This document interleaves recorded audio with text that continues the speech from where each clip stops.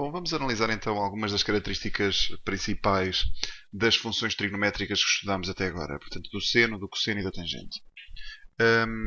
Começando pela função seno. A função seno tem mais ou menos este gráfico, aqui está, e em termos de características, o domínio da função seno é R, portanto, ela pode assumir qualquer valor em R, isto quer estejamos a falar no seno em graus, quer em radianos. O seu contradomínio, o intervalo de variação, ela varia desde menos 1 até 1. Portanto, se tiverem a resolver algum exercício com senos e vos deram um resultado fora desse intervalo, é porque houve qualquer coisa que não correu bem. Relativamente ao período, a função seno repete-se de 2π em 2π. Portanto, ela começa aqui a valer 0. Este seria o ponto π sobre 2. Este será o ponto π. Este será o ponto 3π sobre 2 e depois volta-se a repetir ao final de 2π. Ou seja, quando o seno dá uma volta completa, voltamos a ter os mesmos valores para essa função. Por exemplo, seno de π sobre 3 é a mesma coisa que o seno de 7π sobre 3. Porquê é que isso acontece? Porque nós podemos sempre somar uma volta completa, podemos sempre somar 2π à função seno, continuamos a ter o mesmo valor para essa mesma função. Isto tanto dá para o seno como para o cosseno. Relativamente à paridade da função seno. A função seno é uma função ímpar. O que é que isto quer dizer? Que se nós tivermos um menos dentro da função, ele pode passar para fora. Aliás, no 10º ano, quando se falava em funções ímpares, dizia-se que esta fazia uma simetria relativamente à origem. Se vocês olharem para o gráfico desta função, aliás, eu vou tentar representar aqui um bocadinho melhor, dá perfeitamente para ver que esta função é uma função ímpar. Portanto, na prática, o que vai acontecer é sempre que nós tivermos um menos dentro da função seno, este pode passar para fora. Relativamente aos zeros, quando é que o seno é igual a zero? O seno é igual a zero em todos os ângulos horizontais. Portanto, em 0, em π, em 2π, em 3π, em menos π, se andarmos ao contrário, portanto, em tudo que seja kπ. Portanto, isto kπ representa, no fundo, meias voltas. Onde é que o seno é máximo? O seno é máximo aqui, no π sobre 2. Está bem? Porque vale 1. Isto mais ou menos voltas. Portanto, mais 2kπ. Portanto, estes são os maximizantes, em π sobre 2 mais 2kπ. E o máximo, o valor máximo do seno é 1. Está bem? O mínimo vai valer menos 1. E os minimizantes vão ser 3π sobre 2 mais voltas completas. Lá está. Voltas completas é 2kπ. Relativamente à função cosseno, vamos já começar a ver as diferenças do seno para o cosseno. Vou colocar aqui cosseno de x na calculadora. Portanto, para começar, há aqui uma coisa que é aparentemente idêntica na função seno e na função cosseno, que tem a ver com o domínio e o contradomínio. Portanto, isso não muda. O domínio e o contradomínio da função cosseno é o mesmo. O período também é o mesmo. A função volta-se a repetir ao final de 2π. Já vai haver aqui uma alteração relativamente à paridade. A função cosseno é uma função par, porque ela faz uma simetria, um espelho perfeito relativamente ao eixo dos y. O que é que isto quer dizer? Quer dizer que se nós tivermos o menos dentro do cosseno, este simplesmente desaparece. Aliás, isto também se pode deduzir através de redução ao primeiro quadrante. Os zeros do cosseno já não vão ser nos ângulos horizontais, mas sim nos ângulos verticais. Isto é, aqui e aqui, π sobre 2 mais meias voltas. Portanto, por isso é que está π sobre 2 mais kπ. O máximo do cosseno é aqui em 0, mais voltas completas. 0 mais 2kπ. Portanto, o máximo continua a ser 1. E o mínimo vai ser aqui no π, mais voltas completas. E esse mínimo vale menos 1. Está bem?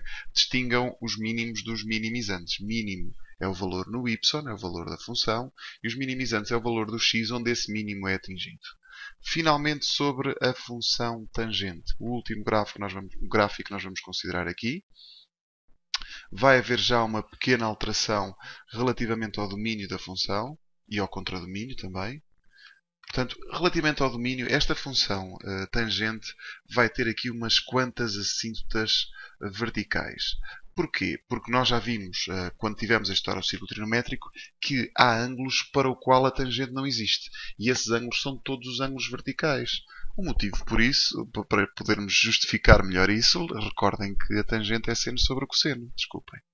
A tangente é seno sobre o cosseno. Eu não posso aqui, este cosseno tem que ser obrigatoriamente diferente de zero, não posso dividir por zero. E onde é que o cosseno é zero? Em todos os ângulos verticais.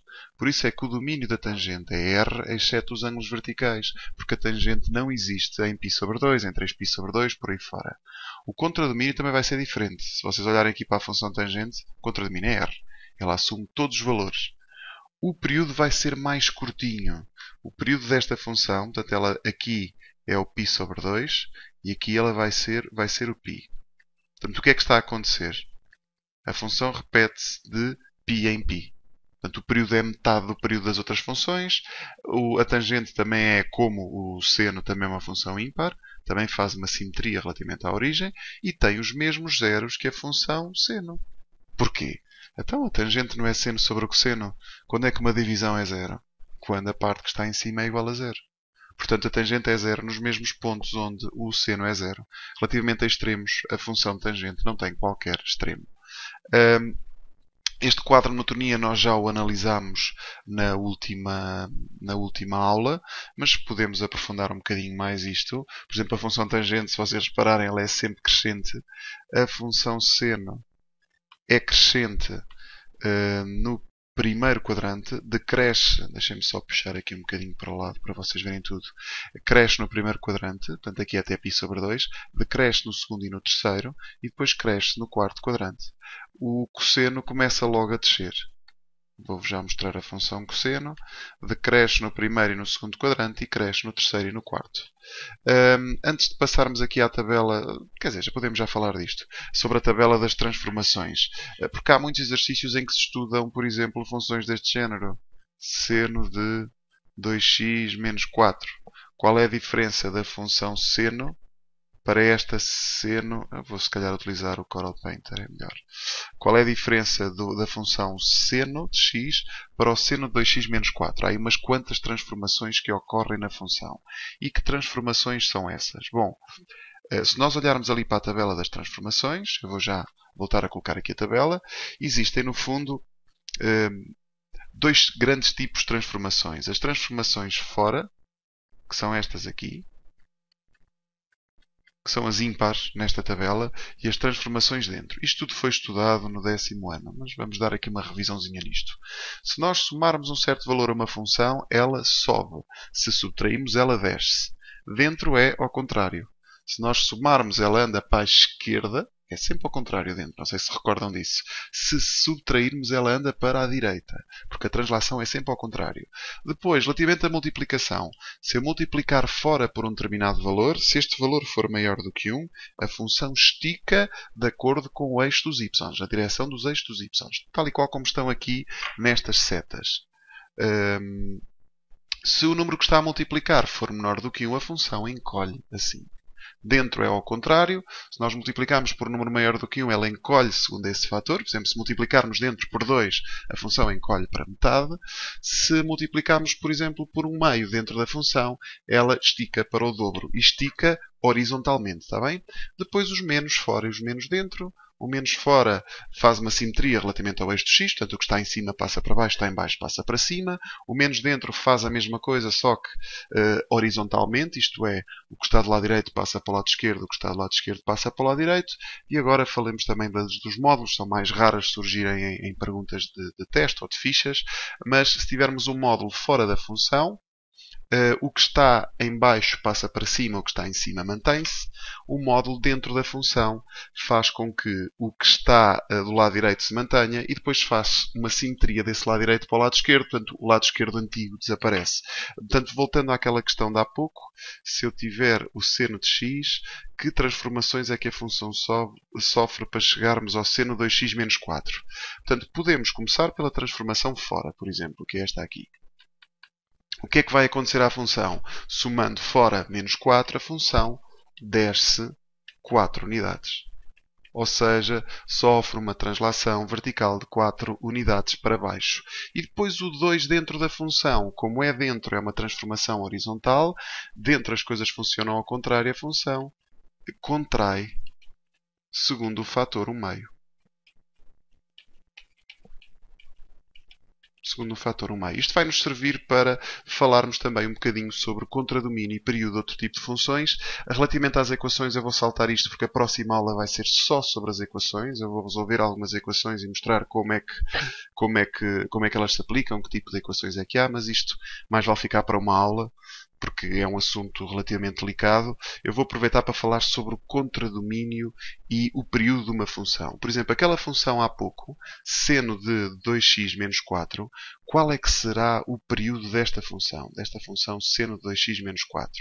Bom, o que eu vou observar é qual é o número que está dentro a multiplicar por x. Neste caso, o número que está dentro a multiplicar por x é o 2. Então, o período desta função vai ser o período do seno, que é 2π, a dividir por esse mesmo número que está a multiplicar o x. Portanto, o período desta função é π. E faz sentido, porque se repararem, a função contraiu o meio. Quer dizer que se o período era 2π e encolheu para metade, o período passa a ser π. Portanto, no fundo é só relacionar, ver qual é o número que multiplica a incógnita dentro da função. Por exemplo, esta função aqui, por acaso é a mesma coisa, quase, o período vai dar a mesma coisa, é 2π a dividir por 2. O único que vai ter uma expressão diferente é a da tangente, porque o período da tangente é π. Por exemplo, tangente... Este programa hoje está meio maluco. Tangente de... Não vale a pena fazer com o programa. Tangente de, por exemplo, menos 3x sobre 2 mais π sobre 3 menos 4. Ou mais 4, para ser diferente há bocadinho. O período da tangente é π. Então, para eu saber o período desta função aqui, eu vou dividi-lo pelo número que está a multiplicar o x, que neste caso é menos 3 meios. Mas como o período nunca é negativo, eu aplico aqui sempre o módulo, está bem? O período nunca dá um número negativo. Portanto, o período desta função, fazendo esta divisão, dá 2π sobre 3.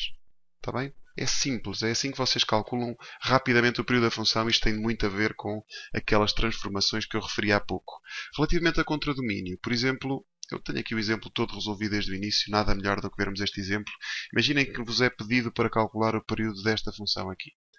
Partam da função seno. A função seno que varia, como se recordam, desde menos 1 até 1. Se tivermos lá mais qualquer coisa dentro, isto continua a variar desde menos 1 até 1. A não ser que haja alguma restrição à função. Depois é só construir ou colocar o que falta nesta função aqui do meio, de modo a chegarmos a esta expressão toda. Eu vou já passar a mostrar isso. Portanto, o que é que falta aqui? Falta primeiro multiplicarmos por menos 4. Primeiro multiplica-se. O que acontece à função? Quando multiplicamos por menos 4, as desigualdades rodam, viram todas ao contrário. Este menos 1 fica 4, este 1 fica menos 4 e depois falta somar este 3. E ao somar o 3, chegamos à conclusão que a função varia desde 7 até menos 1. E somamos em todos os membros desta desigualdade. Está bem? Também não é nada de muito complicado.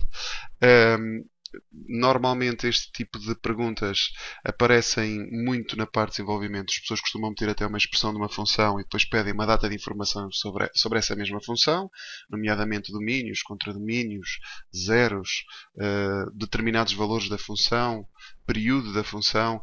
Costuma haver no primeiro teste do primeiro período uma questão em que vos pedem para estudar aprofundadamente o comportamento de uma determinada função. E este tipo de ferramentas que eu vos apresentei hoje são extremamente úteis para resolver esse mesmo tipo de exercícios. Como vos disse, na próxima aula vamos ver as equações trigonométricas. Até breve.